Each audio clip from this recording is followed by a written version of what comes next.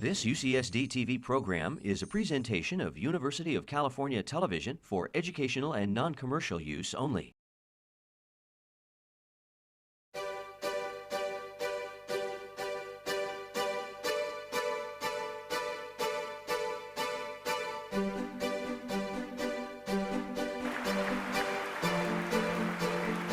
Thank you.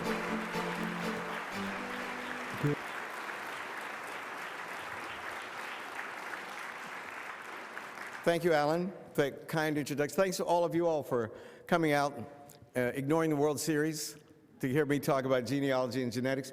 Alan was right. We flew back on the same plane from New York last night, and just by coincidence. And then he was kind enough to drive me to the hotel.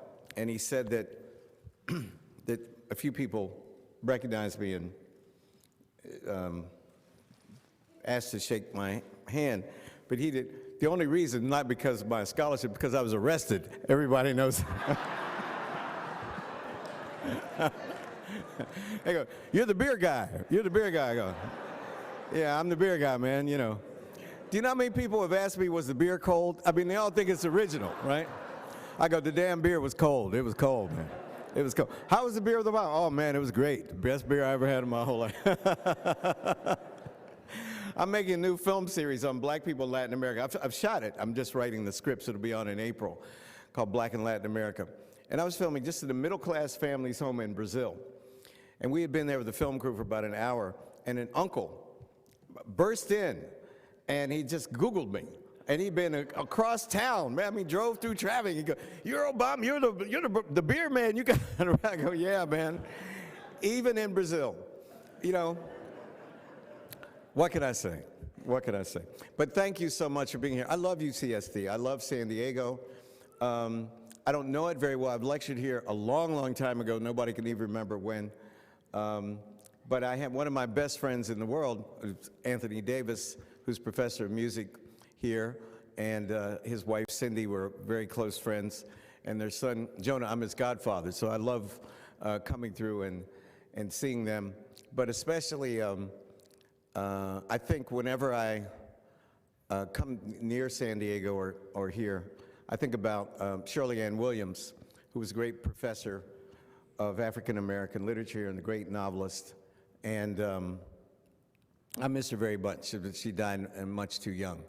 And earlier at a reception, but I want to announce this in case anybody wants to contribute. I decided to take part of my honorarium and offer it to the university to create a prize in Shirley Ann Williams' honor. So give it up for Shirley Ann Williams.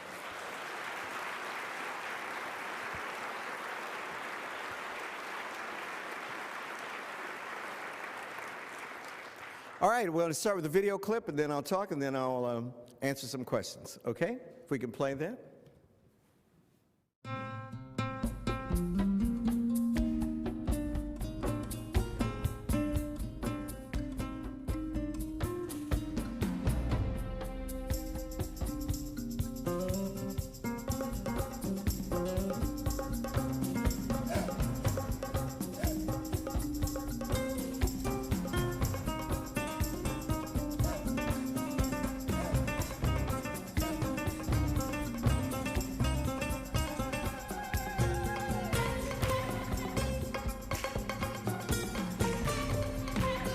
Coming to PBS in February, African American Lives 2.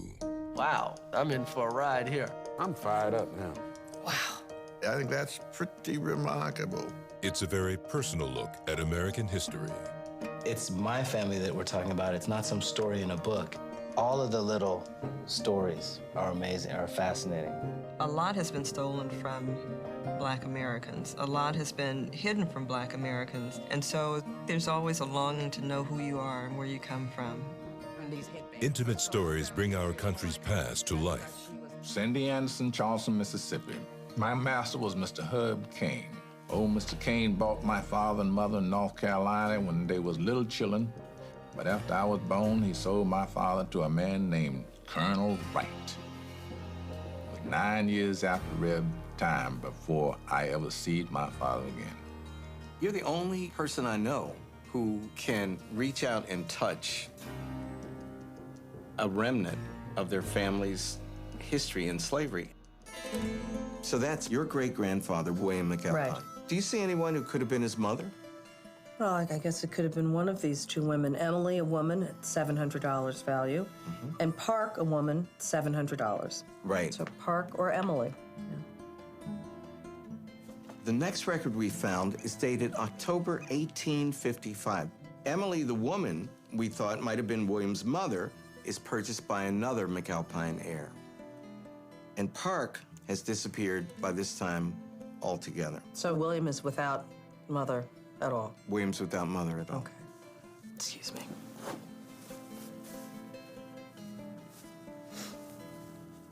It's hard. I can only, imagine being separated from my daughter. It's just hard. Hard to imagine. And the exploration reveals little-known events in history. Take a look at this. Chickasaw Nation Freedmen Roll. This document is an official enrollment card for the Chickasaw freedmen, the former slaves owned by the Chickasaw Nation. Owned by the Chickasaw Nation. Owned by the Chickasaw Nation. Your ancestors were enslaved by Native Americans. You are one of the few African Americans who was not enslaved by white people, enslaved by Native Americans. I don't know how I feel about that. That's mind-blowing. And I had no idea. I had neither. This is amazing. There are moments of heartbreaking tragedy. Now, Ruth Griffin, your grandmama, had been born and raised in Blackstock, South Carolina. And her family owned land there. Did you know that? I don't know anything about her background. According to the 1930 census, the Griffins had disappeared from Blackstock, South Carolina. Now, we know that Ruth moved to Florida, but what happened to the rest of the family? Two of her brothers were named Meeks and Tom Griffin. I'm going to show you their death certificates. September 29. What's it say? Legal electrocution. Cause of death, they electrocuted mine? Yep. We discovered that in 1913, your great-uncles, along with 3 other men, were charged with killing a Confederate Civil War veteran, a white man named John Lewis. And the more we looked into the case, Tom, the more questions we had. So we discovered that the defense only had 2 days to prepare for the trial. There's no way that your 2 great-uncles could have prepared a defense in so short a time. But essentially, the moment that your great-uncles, Meeks and Tom, were accused of the murder, they were powerless to defend themselves. 5 Negroes killed in the electric chair with protestations of innocence on their lips. It's too late to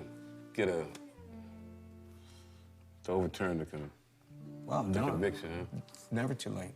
Clear their names. We can still clear their names. Despite the heartache, there are stories of joyful triumph. This is a land deed from Benjamin B. Flagg, your great-grandfather George Flagg's older brother. I, Benjamin B. Flagg of Yes, B.B. ma'am. Flagg of Haywood County, Tennessee, for the sum of $25 cash, have sold to the trustee of Flagg That's right. Flagg's. Flagg Grove Schoolhouse? 1 acre of land. 1 acre of land. Flagg Grove was my... No. He made it possible to create Flagg's Grove School. I went to Flagg Grove School, elementary school.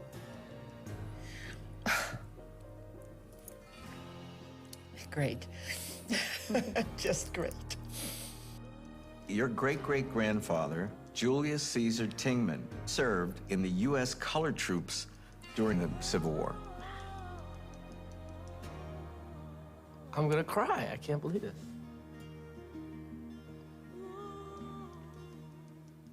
You got me. And there's more? Guests discover who their ancestors were and where they came from. You are descended from the Luba people. Fascinating. You are 33% European. Really? And you'll see there's no figure for Native American because you ain't got no Native American. Set the record straight. Do I look like an Irishman to you? I'm here to find my roots. I've been looking for my roots. Looked all over Africa, couldn't find anybody, so I ended up here. Peter, you are descended from a Jewish man. Well, that's surprising. Every family worth belonging to has a Jew in it somewhere or other. This suggests that on your mother's side, you are Mende. I know this is so. There's so many surprises here, but this one it's not a surprise. And we consider what it means to be African American. You are what you have to defend. Because it doesn't matter that I'm 19% European and 81% African. In America, I have to deal with the problems that black people in America have to deal with. Right. I have the struggles and challenges that black people in America have. Is being an African American then cultural rather than genetic? For me, it's both. For me, it is absolutely both. Heritage is so complex that we have to be simple. And we have to consider ourselves global. Human beings are more alike than we are unalike. And no human being can be more human than another. African American Lives 2. Thank you.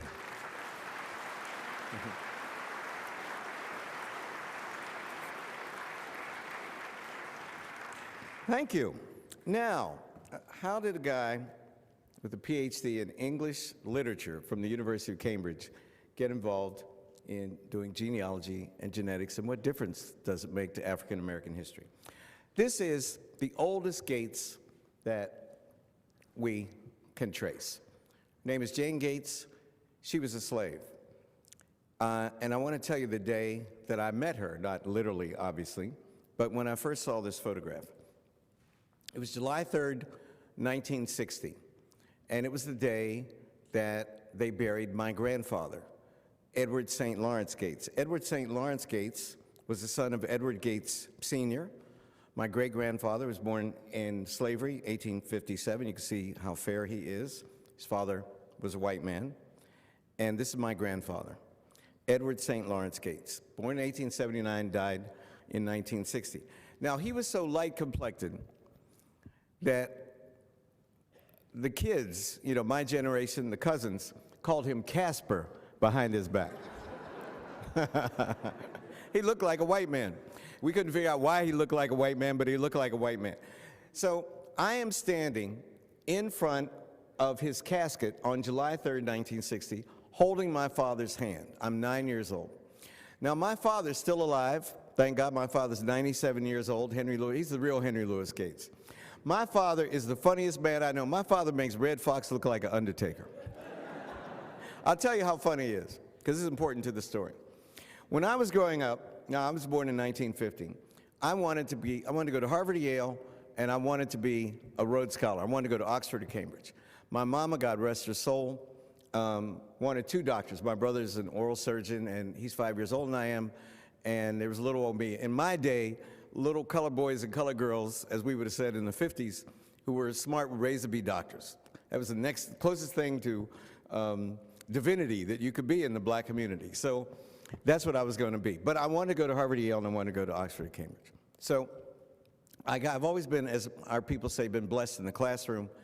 And I went to junior college, so I'm a big fan of junior college. It's junior college my freshman year.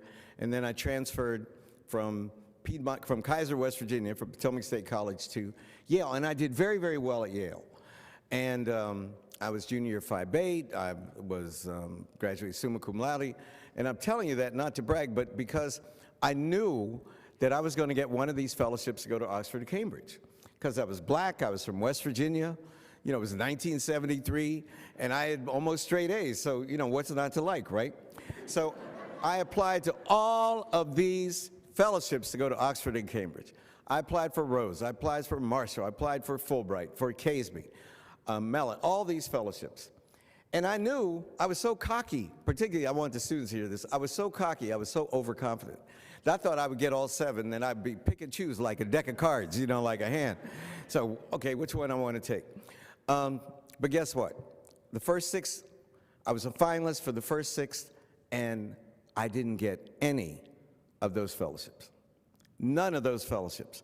And I was in real panic because I hadn't applied to any kind of graduate school because I was going to go to Oxford and Cambridge, right?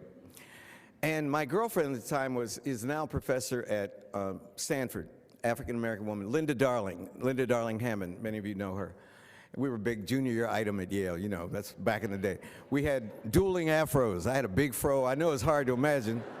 But it's true. You could go online and look at my whatever the equivalent Facebook was back then.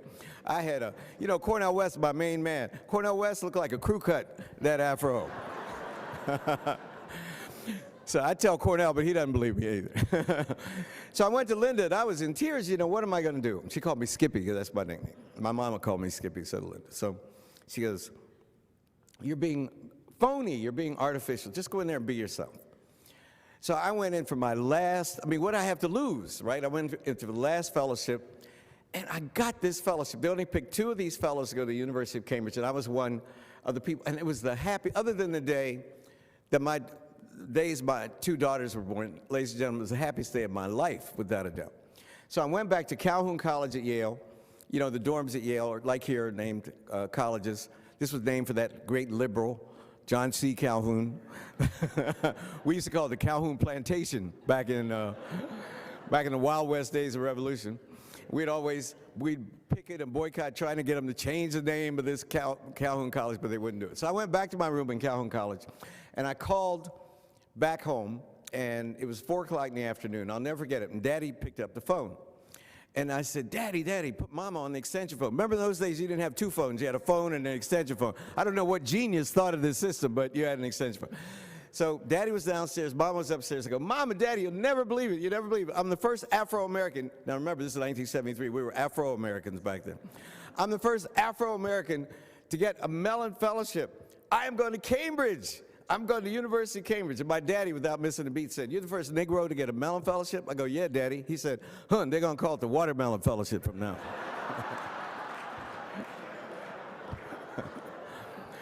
Now, you talk about politically incorrect. My father is the most politically incorrect person I have ever met.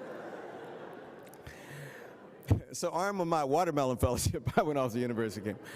I cite that just to say how funny my father is. So go back with me to July 3rd, 1960. I'm holding my father's hand, the same funny man, standing in front of his father's corpse. And I stupidly, looked at how white my grandfather looked. Now, if he looked like Casper, alive with blood coursing through his veins, imagine how white he looked dead. He looked like he was alabaster and big coated with white paint. And I thought he looked ridiculous. And I heard this noise from my father, so I thought he was laughing at how ridiculous. We called him Pop Gates was. And so I started to laugh. Now, as we would have said then, all the colored people in Cumberland, Maryland, were gathered in the Kite Funeral Home, because my grandfather was a prominent man in the black community. And I started laughing in front of my grandfather's corpse. Fortunately, I looked up to my father to share the joke, and the noise that I'd heard was tears, sobbing. He was crying hysterically over his father's death. And I was mortified at how stupid I had been, how I'd embarrassed myself in front of everybody and all the colored people in Cumberland, Maryland. But nobody noticed me because they were all busy staring at my father. So when I looked at him, I was mortified, and also it was the first time I ever saw my father cry, so I started to cry too. So it was a very traumatic day. So here's what happened. They buried my grandfather, and then we went back to the Gates family home. And the Gates family home is still there, still the Gates family home. My cousin Johnny Gates owns it. It was bought by Jane Gates. This woman, this is her midwifery costume. She was a midwife. And she bought it. She was a slave until 1865, and then bought a house in an all-white neighborhood in 1870. $1,200, we have the deed. Now, where'd she get that money? She didn't save her pennies in slavery, right? So, this is all, and all her kids look white, so you don't have to be Sherlock Holmes to begin to figure out where this came from, right? My father took my brother and me upstairs to in my grandparents' house. Now, I don't know about you all, but back in the day, I didn't even know my grandparents had a bedroom. We never went to your grandparents' bedroom. you know, things were very formal. I still call, my father's 97, so most of his friends have passed, but there are a couple who are alive. I still say Mr. Ozzie and Miss Mary. I never would presume to call them by their first name. You know, I don't know how it is here. You all are more casual in California. But when students come to me, I just turned 60, right? And students say, well, can I call you by your first name? And I go, yes. And they go, what's that? I said, Professor. When you get a PhD, then you could be talking about my first name. So anyway, but I'm old school. So my brother and I are being taken upstairs in my grandparents' house to their bedroom. We didn't even know they had it upstairs, right? So we are looking at each other like, where are we going? And my dad takes us back to their bedroom, and they have a sun porch off their bedroom. It's still there. And Daddy, I can see it just as clear as if it were yesterday. Daddy takes us out on the sun porch, and there's a big cabinet, like a wardrobe, and he opens it, and it's full of bank ledgers. My grandfather was a janitor and cleaned the First National Bank in Cumberland, Maryland, and he was stealing these bank ledgers. So my brother and I looked at each other like, damn, we must be rich, you know. He's got bank ledgers, must be counting our money. But as soon as Daddy opened them, he was looking for something, and my brother and I looking over his shoulder. They were scrapbooks. My grandfather clipped newspapers, and he had two fascinations that I could see even looking over his shoulder, and I own one of these. I have a printout of one. We had a photographer take a picture of one because it's so valuable now, the one that's left in the family. He had a mordant fascination with death, so that every kind of death, people killed in airplane crashes, people killed in railroad crashes, people killed in automobile crashes, but particularly the war dead. Every day in the newspaper, the number of people were killed the day before in World War II. He clipped it every day. So Daddy was turning these pages looking for something. His other area of special concern was black history. He had all these articles. The first Negro judge in New York City, 1942. I mean, I was amazed to see that he was a race man, you know, deep down. And that was a good thing.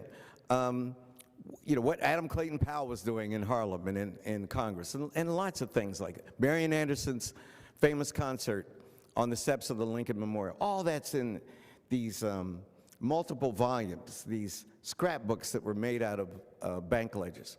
But Daddy's he's looking for something, and finally he finds it, and he goes, here, you boys, look at this.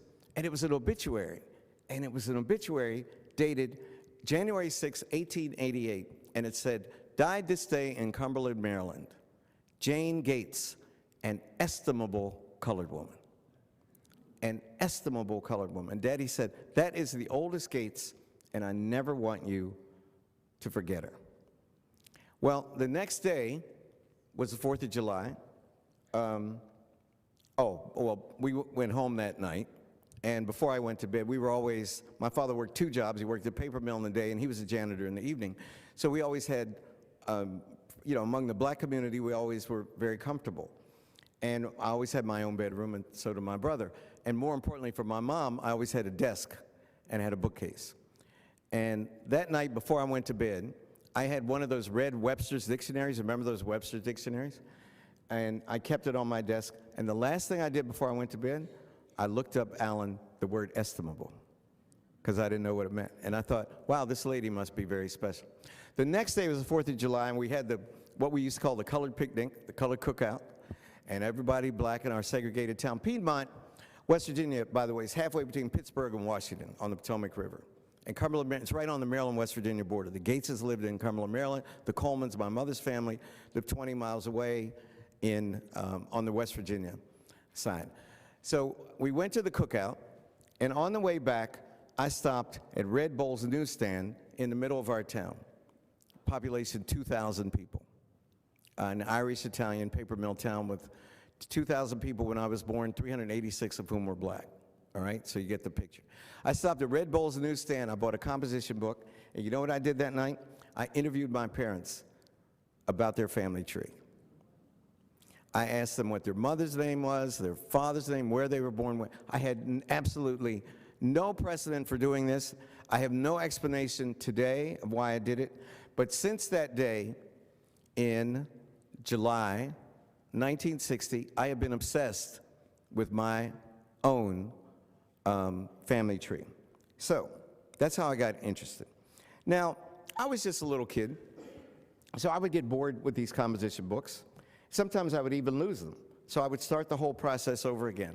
But I never lost the passion for finding out about my ancestors on the Coleman side and the Gates side. And we could go back to Jane Gates, and this was her son. She only told her children, she had 5 children, she only said they were fathered by a white man, which was obvious if you look at her kids, and they all had the same father. But she took the secret of this white man's identity to her grave. And you know how it was back in the day. I mean, way back in the day. People didn't want to talk about slavery. You know, we've lost so many records because our people have suffered so much, and they don't want to relive that pain. And it's a great loss to us as scholars and as people, and as a people, not to have that record. So she took the identity of her lover, the man who fathered all of her children, to her grave. But this was her son, Edward, who he had a 200-acre farm where my father was born. It's still there, Patterson's Creek, West Virginia. And then, as I said, this was his son, Edward St. Lawrence Gates. Well, cut to 1977. You could say, what's the greatest event in the history of miniseries and TV? Roots. So you could say since 1977, I've had one serious case of Roots envy. You know, I had this little composition book. I could go back to my great-great-grandmother on my father's side. On my mother's side, great-grandmother. But that was it. There was Alex Haley coming out of the blue, could go all the way to Africa. He could go to the ship that brought his African ancestors over, and then he went all the way back to Gambia. So I was totally jealous of Alex Haley. And so I had a profound and severe case of Roots envy. But I figured, well, I'll never, only Alex Haley could do that, right?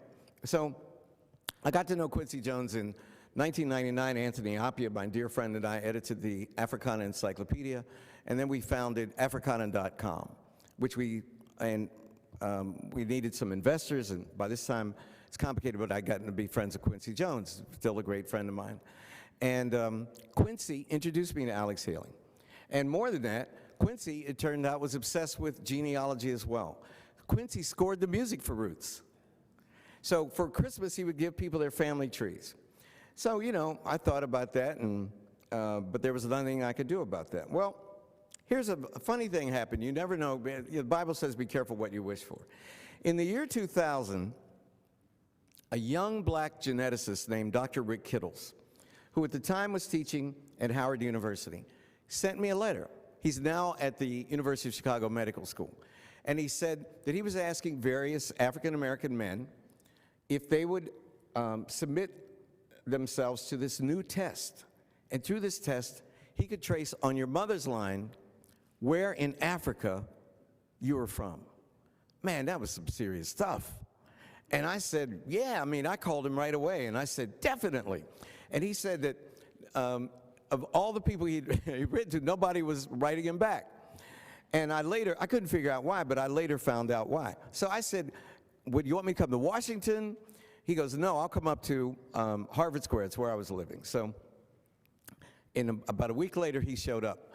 And now, I've had many operations. I broke my hip when I was playing football when I was about 14. It was misdiagnosed by a country doctor. So I've had a zillion operations on my leg, right? So I know about having blood extracted. If you could see my veins is, just look at a vial and blood pours out, right? I'm very easy to get my blood. Well, after half an hour, I realized that two things, that Dr. Rick Kittles is a brilliant geneticist, but he's not brilliant at extracting blood. I also realized why no other black male was stupid enough to let him come up to try to take their blood. Because that brother kept poking around, and I thought, damn, this Kunta Kinte stuff is hard work. How badly do I want to know where I'm from in Africa? But I really wanted to know. I'd wanted to know since I was 9 years old, so, you know, let's go for it. So finally, see, at the time, you had to extract a lot of DNA in order to run the test. Now, you just swab your cheek or spit in the test tube, depending on the company that you use. We could talk about that a little bit later. So it's very easy and it's very painless. So I waited and I waited and I waited. You know, Rick Kittles went back to Washington. I waited for the result. And I didn't hear from him. So finally, I called him. And you know how people do. He picked up the phone after I called him about 1,000,000 times. He goes, "Oh, man, I was just about to return your phone call." I said, "Rick, what's up, man? Where am I from? In Africa. Where are my people? You know, I want to jump on a plane and go. I thought I'd buy some land, you know, get a fine little African sister, you know, to hook up." I was single at the time, don't get me wrong. I'm still single. Well, so he said, "Well, we had to run, your results were anomalous, and we had to run them many times. But we finally have figured out where you're from. You are descended on your mother's side from the Nubian people." Now, all African Americans, not all African Americans, but many African Americans want to be descended from one or two ethnic groups. Either the Zulu, because the Chaka Zulu, and the Zulu kicked the English in the behind in the Boer Wars, right? Until they finally were overcome. But you want to be Zulu, or you want to be Nubian. Who were the Nubians? The Nubians were the black pharaohs, right? The Nubians are in the Bible. The 25th dynasty was the Nubian dynasty. In Egyptian art, they always hated the Nubians. Nubians are always represented as darker. You know, they were warring kingdoms. And Nubia ran from what today's Khartoum, the capital of Sudan, up to the Aswan Dam, the second cataract in the Nile River. And so a Nubian, and all these people wanted to be Nubians, descended from the black pharaohs. So my friend Molefi Asante, you know, the founder of Afrocentricity, we argue a lot in public, but we're very good friends privately. I joke, every time he attacks me, I get a raise at Harvard, so it's cool. So I attack him, you know. We do what Malcolm and Martin couldn't do, you know. Set it up, and then we go split the money and slap five and go to Sylvia's, have fried chicken. Believe me, that's a much better way to function than hating each other. So I called Molefi first thing. I said, "Molefi, I just got my results back. I am a Nubian. Where are you from?" "I am the true African prince." My friend Anthony Appiah, whose uncle was the Asantehene, the king of the Asante people. When Rick Kittle sent me a certificate announcing I was Nubian, Anthony Appiah looked at it and said, "What a ton of rubbish." Now, why would he say that? Well, there's a slight problem with being either Zulu or Nubian if you're African American.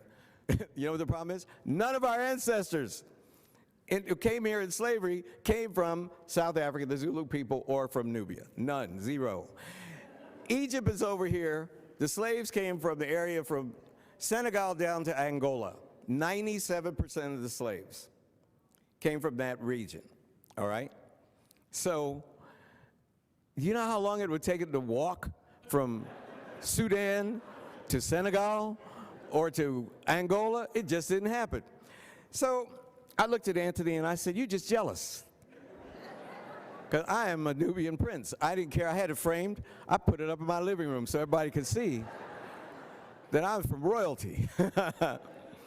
So I didn't think about it. I thought maybe it was strange. Maybe it was on a trade route. You know, there were great Muslim trade routes. You know, today, this is important for the students. In my time, we were taught that the Africans were these benighted people, and they were too stupid to build a boat or to be curious about the world and cross the Sahara Desert. It was rubbish. Africans were just as curious as anybody else. The Sahara Desert was a highway. It wasn't a barrier. So I thought, well, and there were great trade routes. So I thought maybe my Nubian descendant had come over and ended up being tricked by some white man and ended up in Maryland or Virginia or something. So that was cool. And if I needed an interpretation, believe me, I could have produced one. So, and by the way, you know, the Zulu thing, when Oprah was finally in the first series, and we gave her a DNA test, basically the next day she went to South Africa to announce that she was opening what became the Oprah Winfrey Leadership Academy. She was in an auditorium like 75,000 people or something, and she announced that she just had the test and that she was Zulu. So it broke on CNN. I was sitting in my living room minding my own business and said, "Oprah Winfrey's a Zulu." So I called Rick Kittles, and I said, "Rick, did you tell Oprah she was a Zulu?" He goes, "No, man, she made that up herself."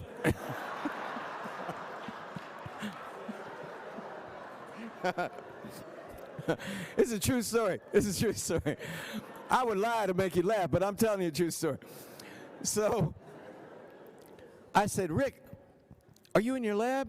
He said, yeah. I said, is anybody there? He said, no. I said, when the results come in, make her Zulu, man. You know? I said, you back there making it up anyway. Nobody believe you could take some spit and figure out a tribe? What are you, crazy?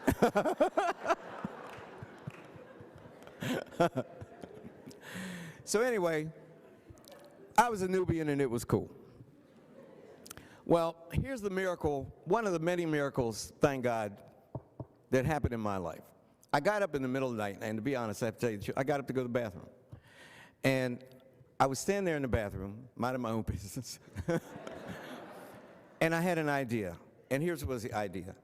I would take this passion I had from the time I was 9 years old in genealogy, and I would get 8 prominent African Americans, and I would trace their family tree back into the abyss of slavery, back to the time when the paper trail disappears, because inevitably it disappears for all of us, all of our ancestors. It just wasn't a paper trail. You can't trace people, there's no printed record. And then when the paper trail disappears, I would do their DNA and tell them where they were from in Africa. I was so excited, I had tears in my eyes, and I couldn't wait till the next day. The next day I called my buddy Quincy Jones. Now Quincy is like a vampire. Quincy is up all night long because he was a jazz musician. And when the sun comes up, he goes to bed. So you can't do business with Quincy till after 3 o'clock in the afternoon. That's just the way it is. So I waited till 3 o'clock in the afternoon, and I called out to Bel Air, or up to Bel Air now. Yeah, I forget where I am, San Diego. And I said, and he picked up, and this person put him on the line. I said, Q, would you, if I could do for you what Alex did, would you be in a PBS series? I had no money, I had nothing, just an idea. And this is very important to the students. I just had an idea.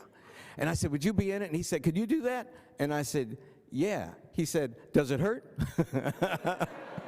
And I lied and said, no, it doesn't hurt. I said, are you in? He said, I'm in. Now, who's his best friend? Oprah Winfrey. So I said, okay, man, you're in? I waited, beat. I said, would you call Oprah and ask her to be in? He went, no. But he said, I'm going to do something, you know, because everybody hustles Oprah, and if you're a friend, you can't be bringing ideas, you know, because people want Oprah to write a check, to do everything. So he said, I'm going to do you a favor. I'm going to give you her secret name and address, and you write her a letter, and no guarantees, man. And so I wrote a letter, Dear Ms. Winfrey. And, you know, I figured it's like throwing a message in a bottle, throwing it in the ocean, right? A week later, it was a Sunday, my cell phone rang, and it was Quincy calling. And I said, hey, Q, what's happening? And a deep woman's voice said, Dr. Gates, this is Oprah Winfrey. Thank you, Jesus. What are you talking about? Oprah Winfrey was calling me. People don't call, powerful people don't call you with bad news. Somebody taught me that a long time ago. If she was calling, it was good news. She didn't call and say, I got your letter and no. And don't write me again. She said, I'd be honored to be in the series. Now, students, why is this important? Because to do the series, I needed $6 million. And it's hard to raise $6 million. So, but when I walked into these corporations and I said, how would you like your product associated with the whole world, knowing what ethnic group Oprah Winfrey's descended from? You know what it's like? You see that ceiling? It was like that ceiling opened up and a giant ATM machine came.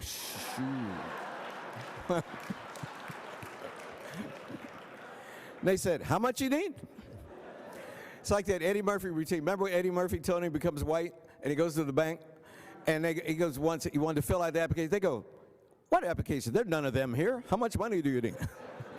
Well, that's how it was for me. And the result was African American lives. And this was the poster, I don't know if you could see it, but in the upper left-hand corner, Whoopi Goldberg. Whoopi heard that we were doing the series and called and demanded to be in the series. Tony and I graduated from Yale, as I said earlier. Our classmate was Dr. Ben Carson, and you know Ben Carson's chief of pediatric neurosurgery at Johns Hopkins, the first surgeon successfully to separate Siamese twins and joined at the head. You know, I didn't want all entertainers and athletes. I wanted to show white people, as we say, that they were, black doctors, neurosurgeons. His brother was serious.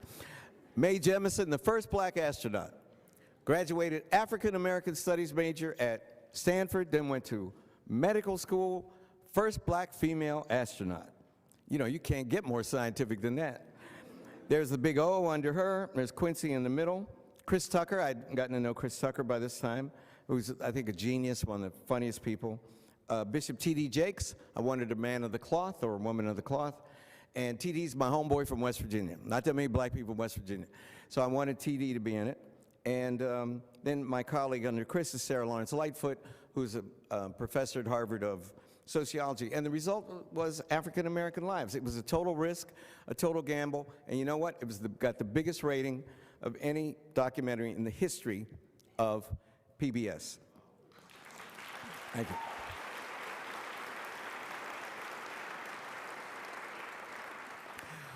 Well, I learned, I had to do a lot of research to put this together, and I learned a few facts that I want to share with you, and then I'll stop and I'll answer some questions. But this is fascinating. It has implications for everyone of African descent in this room. We're all Africans. I was talking to the students, had a great meeting this morning. We're all descended from Africa, but 50,000 years ago. And most of that African DNA, as it were, has disappeared. And it's complicated to explain. But what we do is test people, test your ancestry back for with one test, the last 500 years since the time of Columbus. And that would pertain to the people who are black, quote unquote, in this room. Well, when I went to Harvard in 1991, I raised money to count the slaves. There were a group of scholars who were trying to count the number of Africans brought to the New World, the entire New World in the slave trade. And some were in Liverpool, some were in Angola, some were in Cuba, some were in Brazil, all these scholars. And someone came to me and said, if you raise money, that you could bring these people together, it would be historic. And that's what we did. The result, you could go home and look at it. It's free online. It's called the Transatlantic Slave Trade Database. And these scholars looked at 36,000 voyages of slave ships. It was capitalism. So the records were there. It was property, right? And those records are still there. And guess what? They counted 12.5 million Africans shipped between 1502 and 1867 to the New World. 12.5 million, 15% about died in the Middle Passage. So let's say 11.2 million, we know, Africans, our ancestors, got off the slave ships in the New World. Here's the amazing fact. Of that 11.2 million, only 450,000 came to the United States. Only 450,000 Africans came to the United States between 1619 and, well, the end of slavery was 1865, but most of 99% of the slaves were here by 1820. All the rest, over 10.5 million, went to places essentially south of San Diego, Texas, and Miami. They all went to the Caribbean and Latin America. Isn't that astonishing? And we know that over 5 million of those slaves, that's what this slide shows, went from Africa to South America. Just under 4.5 million were shipped directly from Africa to the Caribbean, and 388,000 Africans were shipped directly from Africa to the United States, and another 60,000 touched down briefly in the Caribbean and then came to the United States. And we know where they were shipped from, so that we know that 16.7% of our ancestors came from eastern Nigeria, Igbo land. 2.4% came from Benin and western Nigeria. 24% came from Congo, Angola. That means if I did the DNA for every black person in this room, 1 in 4 of you would descend from an ethnic group that is clustered around Congo, Angola. It is an amazing, amazing tool, and this thing didn't exist 15 years ago. So that we know that another 24% of our ancestors came from Senegal and Gambia, Senegambia, and that's where, remember, Alex traced his family to. So it's an incredible, an incredible tool. We also know that how American are African Americans? Well, by the day Thomas Jefferson, who was the father of the Declaration of Independence, and the father of Sally Hemings' children, by the way, the day that Thomas Jefferson wrote the Declaration of Independence, 75% of our African ancestors were here in this country. By 1800, 80% of our ancestors were here, and by 1820, 99.7% of our ancestors were here. Here's another amazing statistic. 1860, there were 3.9 million slaves, according to the federal census. And there were 488,000 free colored, as they were called, or free African Americans. Now, this is the shock. Of that figure of 488,000 free African American people, only, of that figure, there were only 225,000 living in the North. More free Negroes lived in the South and stayed in the Confederate States and the border states where slavery was free through the Civil War than lived in the North. This is counterintuitive, because we're raised to think that the slave who was the first to read and first to write was the first to run away, as Ishmael Reed puns. But that's not the way it was. And why would that be? Because in many of these states, when you were freed, your master, in order to discourage your master from freeing you, your master had to give you property and had to give you enough money to survive. So what are you going to do? Go to New York? Go to Philadelphia where you knew no one, or stay in the South? And that's what they did. This is the kind of amazing stuff that we discovered. Now, we gave everybody in the series 3 tests. If you're a man, we gave you a Y-DNA test. If you're a woman who had a male descendant of the father or the grandfather, we gave that man a Y-DNA test. The reason the men are men in this room is because of Y-DNA, but women don't have Y-DNA. We all have mitochondrial DNA. And your mitochondrial DNA you inherit from your mother. Your Y-DNA from your father, if you're a man, is exactly the same. Your mitochondrial DNA from your mother is exactly the same. Yours is, whether you're a man or woman, is the same as your mother's, hers is the same as her mother's, hers the same as her mother's. That's why they can trace you back to Lucy, or trace us all back to Lucy through your DNA. And finally, the pie chart is your admixture, in which we examine how much African ancestry you have, how much Native American or Asian ancestry, or how much European ancestry. And this chart shows you the number of ancestors you have at the 6th generation. We have 2 parents, you have 4 grandparents, you have 8 great-grandparents, 16 great-great-grandparents, all the way up to 64 great-grandparents. And this is how your DNA markers are passed down. Your Y-DNA is passed down from a father to his sons, and a mitochondrial DNA is passed down from a mother to the son or daughter. And what we do to trace your African ancestry, we have this huge database. We go all over Africa testing people, and we say, what is your ethnic group? And they might say Igbo or Yoruba. And then we test this young lady right there.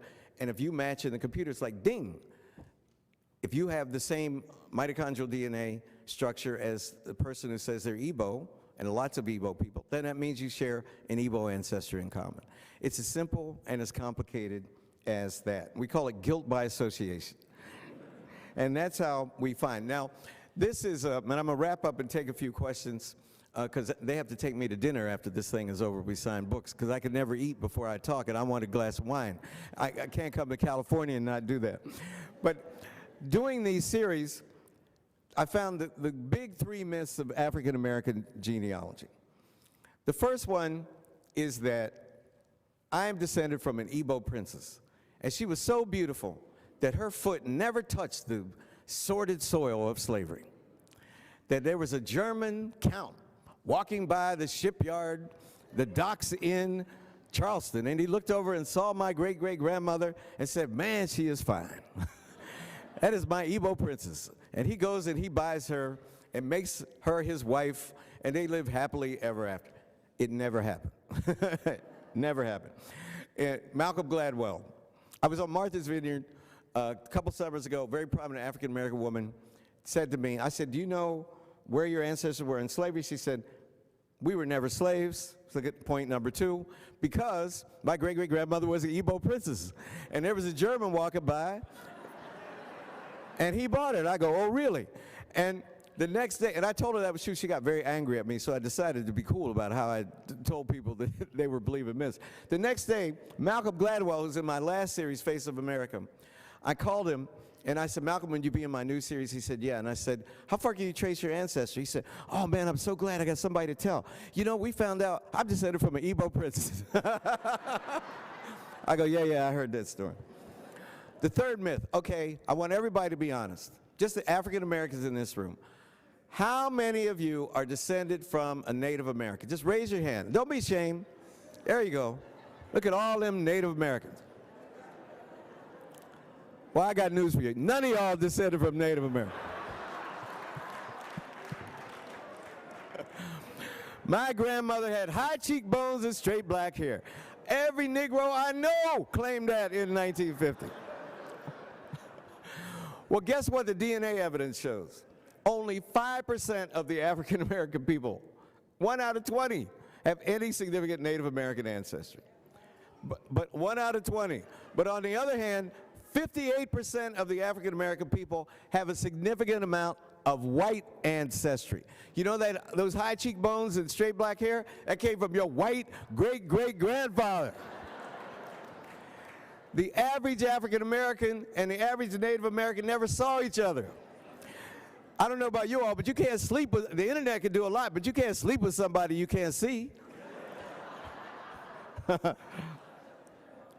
The average admixture for African Americans is the average black person is 77% black, 17.5% European, and 5% Native American. Now, I was telling the students this morning, I went to see LeBron lose against the Celtics on Tuesday night, I'm very happy to say. Yeah.